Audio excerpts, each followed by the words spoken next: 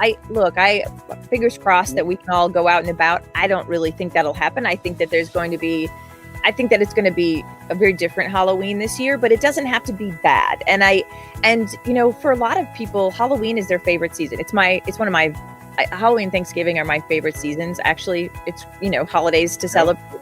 But you think about the Halloween season and it's like, okay, it's about dressing up. It's about decorating. It's about trick-or-treating. Well, we're probably not gonna be able to trick-or-treat in the same way. So we're already seeing decor taking a bigger role because people want to outwardly celebrate in some way. And so the decorating is a very easy way to do that.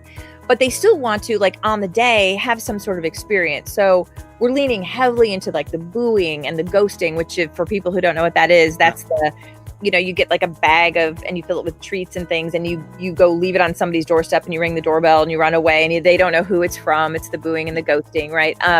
But it's also the trunk or treating.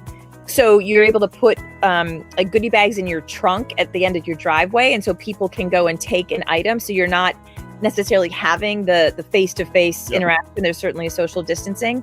And we talked a little bit before we got started here, and I was saying it was literally just came yesterday and we're following it up today. But we have a whole bunch of influencers that we have on staff, and we saw that people were buying Easter eggs. And I was like, that seems pretty early to be buying Easter eggs. Is this I wonder if there's something about like candy and an Easter egg that's safe? And sure enough, there's a couple of things. So one, you can think about like these plastic Easter eggs as like a mask for your candy. So if you put your candy in the Easter egg and you hand those out, it's a much safer way for kids. They're not all reaching and grabbing. Like, think about all those kids that grab in the bowl of candy. It's like a cesspool of germs, right? And so this way they're taking the Easter egg out and then the candy's inside of that. So that is genius. So we saw little postings of that. We saw people who put like lights in these Easter eggs and then set them all around. And so at night, light up.